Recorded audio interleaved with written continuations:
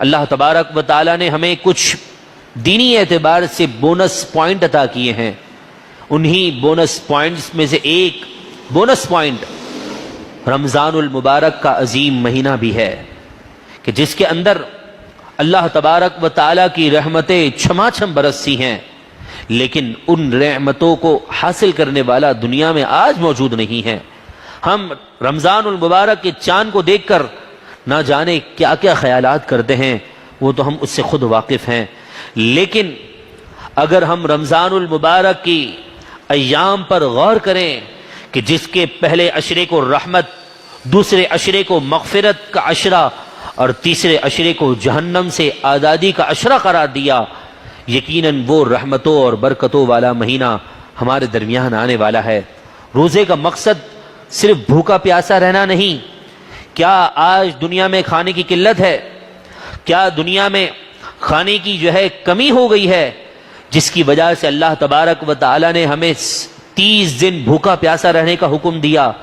نہیں میرے پیارے اور محترم بھائیوں، روزے کا مقصد صرف اور صرف کھانے پینے سے رک جانا نہیں، بلکہ اگر ہم قرآن مجید فرقان حمید کا مطالعہ کریں تو قرآن ہمیں یہ درس دیتا ہے کہ روزے کا مقصد اللہ تبارک و تعالی کا قرب ہے اور تقوی ہے.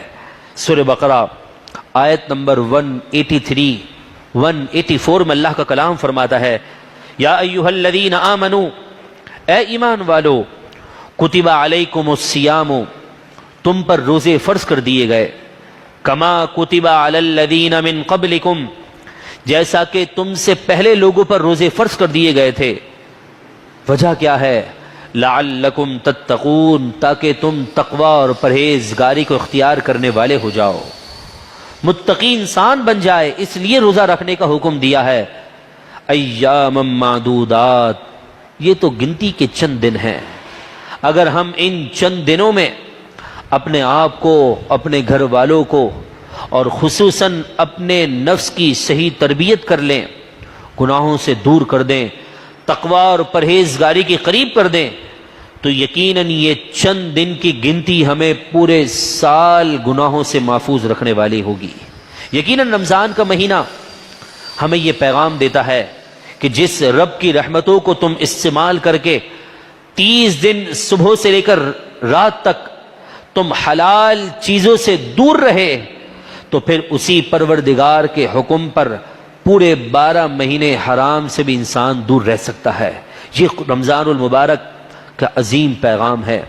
رمضان المبارک کا وہ عظیم مہینہ ہمارے درمیان آنے والا ہے. کاش ہم اس کے قدردار بن جائیں، ہمیں اس کا یہ احساس پیدا ہو جائے کہ رمضان کی کیا شان ہے. رسول اللہ علیہ الصلوۃ والسلام کا فرمان ہے، لو یعلم العباد ما رمضان، رمضان کی حقیقت لوگ جان لیں تو لتمنت امتی ان تکون سنۃ کلھا رمضان، تو پھر میری امت یہ تمنا کرے کاش پورا سال رمضان ہی رہے ہمارے درمیان.